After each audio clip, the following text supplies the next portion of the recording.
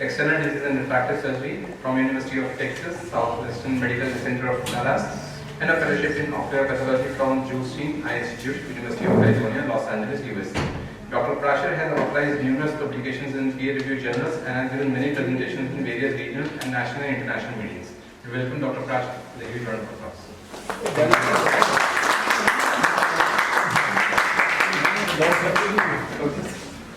So, my topic is update on Keratoconus in the beginning. I think we have had a very nice session all over the morning, and so I tried to be quick. So there is no financial interest. So Keratoconus means, Kerato means cornea, conus means cone-like cornea.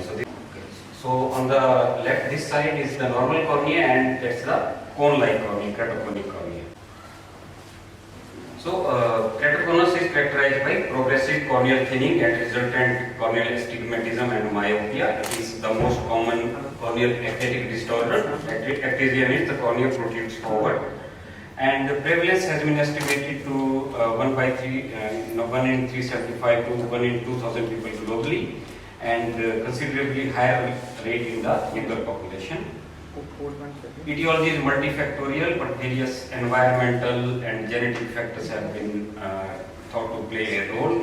And atopy and eye rubbing, it is more common in kids who have a lot of allergies and they have like habit of vigorous eye rubbing. And other factors like exposure to UV rays and inheritance is also implicated in the etiology. So the diagnosis. First is when usually these are the kids who have difficult refraction and they do not refract to their full full potential like 6 vision.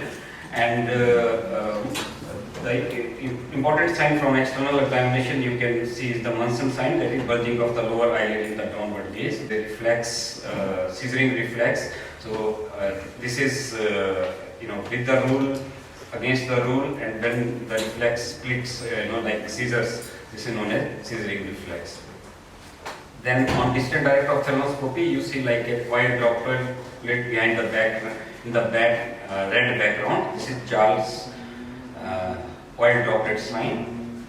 And on high magnification slit lamp beam, you can see central and paracentral stromal thinning, apical protrusion, and these Vogue's lines, vertical stria, deep stromal stria are characteristic of the keratoconus, and they usually disappear when you apply external pressure. And in the cobalt blue filter, if you can see this iron line, this is the Fleischer's ring. It is usually deposition of iron within the basal epithelium at the junction of the cone and the peripheral cornea. And this is the Rizzuti sign. When you throw light from temporal side, the nasal side, you see a triangular light reflex. This is the Rizzuti sign. And then on Placido, or keratometry, you see irregular Myers. And confirmation is usually with the when you suspect a keratoconus patient, you have to do a corneal topography, which is the study of the shape of the corneal surface. The early devices were limited by their measurements to the central part of the cornea, like our keratometer, old keratometer. However, recently, with the explosion of refractive surgical procedures, we have a range of various new devices and technologies in the market. The common ones are Placido-based systems like TMS, Kerato, Atlas. Then others are scanning slit devices like OrbScan. Most important ones are shine-fleck devices like Pentacam, Sirius, and Galilei. We have Pentacam here, and that's what we usually rely on. The Sirius and Galilei, in addition, have a Placido disc system incorporated also, and then OCT-based devices like the Santes device. So this is the Pentacam system, and reading the topography map is altogether a full lecture. Probably we'll do it some other time. But briefly, there are various display maps when you do a Pentacam screening, but the important ones are this refractive maps, for especially when you are screening for the keratoconus. So you have anterior sagittal map, anterior elevation map, posterior, the 4 maps which are displayed on the reflective display. And this is where you should pay your attention, like against the rule astigmatism, high astigmatism, and the tachymetry, which is displayed here, if it is less than. So normally we have seen, like in India it is around 530, 540, and once it goes down below 490, that's when you should start being suspicious of keratoconus. And then this is the sagittal curvature map. This is bow tie appearance, and which gives like an intuitive display of the shape of the cornea. So this is astigmatism. One axis is one meridian is flatter and the vertical is stiffer. And then there can be various shapes like round, oval, steep axis, inferior steep. These are normal, but once you have skewed axis or asymmetric bow tie, then you start suspecting keratoconus, and you have like a butterfly or claw, then you suspect pellucid marginal degeneration. The tachymetry map, as I showed, so this pentagram displays in various circular rings all over the cornea. So you should pay attention. As I said, it gives like 3 tachymetry readings at the apex and at the most thinnest point. So 490 would be your 490 to 450. That's how it's, we say it's a good range when you do corneal cross-linking safely. Below 450 it becomes a little risky, and below 400 currently it is not recommended. So you have to pick these cases earlier. So this is the elevation map. So pentacam, these elevation-based devices. So you have front elevation and back elevation. It is thought that the keratoconus usually starts from the posterior surface. So back elevation at the back is very crucial. And so this one does not have keratoconus, this map. But if you have, like in this picture, this is the 4 display: sagittal curvature, elevation front, corneal thickness, and elevation back. So this value is 41. So above 17, it is usually these patients usually have keratoconus. And I am typically fond of this map, which is a display map, which is generated by the pentacam. And here it will give you a classification. So this is a keratoconus, 2 to 3 grade. So that helps in the decision making. So as I told you, the pentagram, there are a lot of parameters, and sometimes it becomes difficult, but when you send, you can request these maps, which will give you an idea, and because it gives automatically the classification also. This is a bad display, balance and ratio. When it's very subtle, then it helps us in making diagnosis. And if you have difference between this left and right, then it is suspicious of keratoconus. These are some of the examples from our own practice here with the keratoconus grade 3. So depending on the topography, the keratoconus can be of different shapes, like nipple shaped. You have like here oval keratoconus, and then globus when it is like limbus to limbus or large, and so this can be further classified like this. So it's very important. One is to diagnose keratoconus, and second is to document its progression, because your intervention depends on these two. Quite often the patients present to us very late because topography is not universally available, and most people are not usually, it's not a very common or well-known disease, so people are not aware. So typically keratoconus is thought to be a disease of teens, like in the teenage group, but it's not a rule. We see in the first decade also, and sometimes patients present in like 30s and 40s also. So, but in majority cases it's around puberty and unilateral impairment of vision. That's what the patient usually present, but quite often keratoconus is on both sides. There is progressive myopia and astigmatism, which subsequently becomes irregular, and as I said, they are very difficult to refract, and they do not get respiratory visual acuity with glasses, and that's when they present to us. As I said, it can occur in early childhood as well as in late adult life too. When they present. So progression is very documentation of progression is important because it is critical in decision making for corneal cross-linking surgery. So in keratoconus we have two things. One is we want to treat the refractive error, and second is we want to stop the progression because it is a progressive disease. So if it is a progressive, then the treatment is you have to intervene surgically and we have to do a corneal cross-linking surgery. So the red flags, as I told you, should be frequent change in refraction, inability to get best spectacle corrected visual acuity.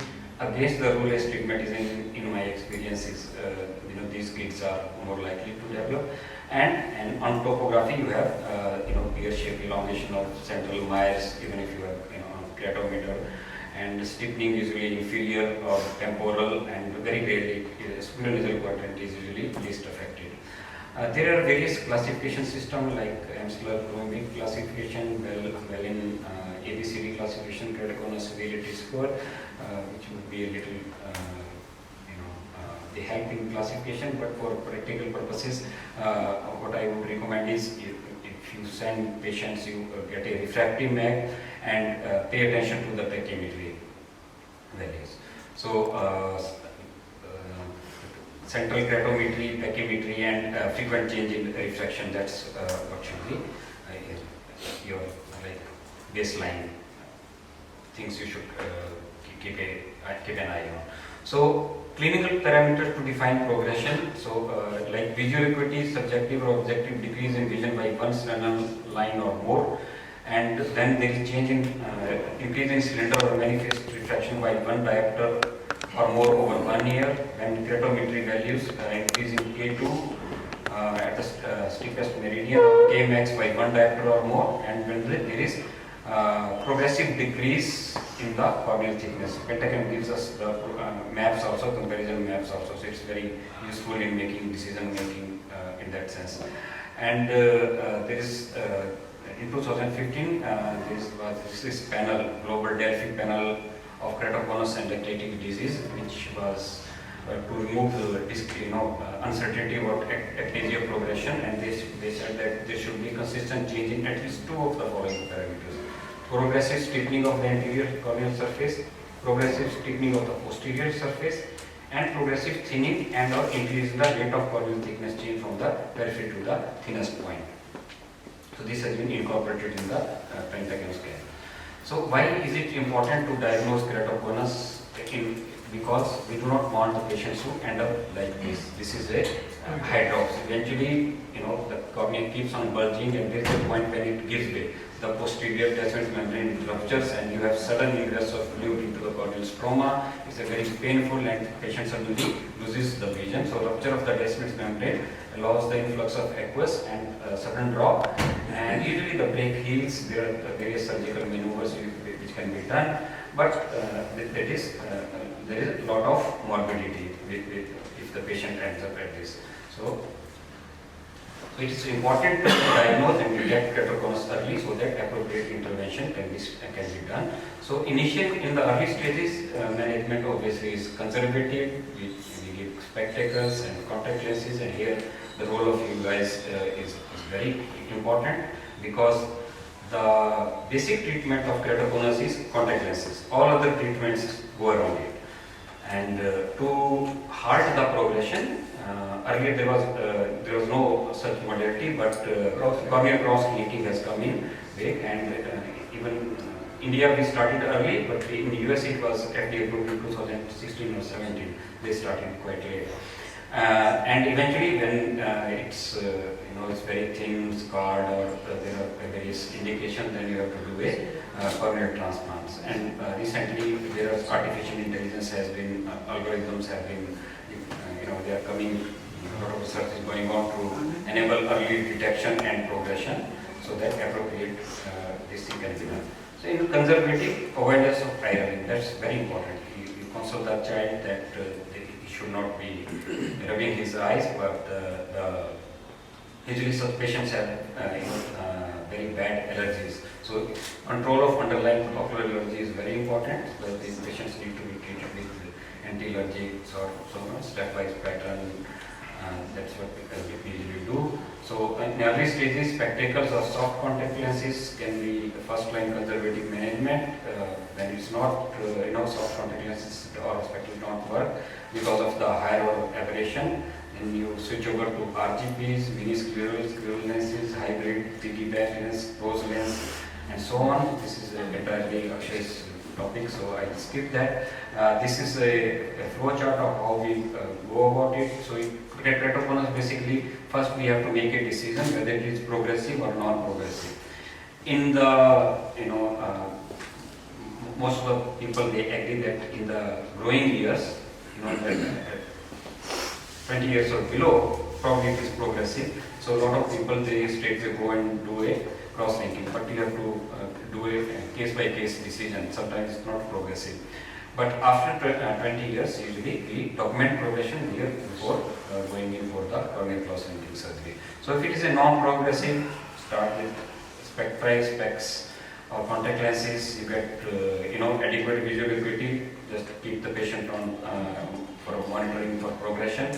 But if the vision is inadequate, then you have to do something surgically like intracorneal segment or PKG. If it is progressive, then these values sometimes they keep on changing because new research comes on. So here we do corneal cross-linking. What I do here is if it's more than 450, then 490 to 450, I will do a straightway corneal cross-linking. 450 to 400, usually we do a contact lens assisted cross-linking because you do not want to injure the endothelium with the UV rays. And if less than 400, sometimes with additional maneuvers we try to do it, but beyond that we have to consider about the surgical intervention like anterior lamellar, deep anterior lamellar keratoplasty or PKP. So a little bit about corneal cross-linking. It has become a very popular procedure. Cross-linking aims at formation of covalent bonds between the collagen molecules, which results in biomechanical tissue strengthening. So it's aimed at halting the progression of the keratoconus, and there are various ways to do it, like epithelium on and epithelium off. So what we do here is we debride the epithelium in the epithelium off. That's what we do it routinely. And for 30 minutes or so, we pour in riboflavin drops and soak the stroma with the riboflavin drops. So once the stroma is filled with riboflavin, then UV ultraviolet light is thrown. So there is cross-linking between the various corneal collagen molecules. So this is the before cross-linking, and after cross-linking it becomes stronger because of the lot of cross-linking or bonds formation between the adjacent corneal method. And sometimes the astigmatism is very severe. Then there are other modalities like intracorneal InraSegment, which work on arc shortening effect. That if you have like a hammock like this, if you place two devices like this, then it makes the central arc little flatter. So adding the tissue at the corneal periphery confers a central flattening effect. So this is here in the steep axis. You put in these implants, intercorneal segments, and they result in central flattening. Another represented pictures. So I'll skip the details of the indications and so on, because you can have it's not risk free. A lot of times you have corneal melting, infectious keratitis and so on. So recently there is another procedure to instead of synthetic devices, corneal allogenic ring segments by Dr. Susan Jacob from Chennai. She has brought in this procedure, and it's becoming very popular, and we may be incorporating in our practice very soon. So next, keratoconus, when it cannot be managed conservatively, surgical interventions are needed. Over the last 2 decades, there is a paradigm shift in the techniques from full thickness to lamellar keratoplasty. So here earlier we used to do full thickness PKP, you replace whole of the cornea, but now we can do a layer by layer surgery. So this is the representative picture of full thickness penetrating keratoplasty. And DLK is a choice when there is the Descemet's membrane is free of the scarring, and it has benefits that there is no open sky procedure, risk of rejection is less, and patient can take excellent visual acuity. So just to show a little bit, this is a 16-year-old male syndrome. He had a hydrops. We treated conservatively. After a year, we are planning to do a DLK. So initially you make a corneoscleral tunnel, and this is what I do. I do a malice dissection as close to descent membrane as possible. We dissect these special dissectors, Ogawa and Valmiki. In normal keratoconus, it's not very difficult, but it's a post-hydrops scarring, so we have to be extra careful. So subsequently, the tunnel is closed, the air bubble is removed, and now viscoelastic is injected into the interface between the anterior and posterior lamella, which we have dissected. The anterior button is removed. So because there is scarring here, so we have to be very careful and remove the scar tissue. So initially the anterior corneal button is removed, and still there was some fibrous tissue. So manually, layer by layer, you get hold of this and try to remove it. So there was perforation at this point. Sometimes you have to convert to full thickness BKP, but here I was able to get away. We injected the air bubble and it could stay. So integrity was maintained. So here we could we could go ahead with DLK. We put in a corneal button from which descent membrane has been removed, and it is sutured. So post of 2 months, and this is post of 3 months. He refracted to 6/12. He comes from Kashmir, and in the end we had a happy patient and a happy doctor. So future direction in this is keratoconus. It's a very tricky and difficult disease. So artificial intelligence, lot of focus, and there is a lot of focus on corneal stromal regeneration, artificial corneas, 3D printed cornea. You might all of have seen once in quite often it comes in the news. And there is also a lot of advancement in gene therapy targeting the mutation to prevent or better the disease in the next generation. So thank you very much for your attention.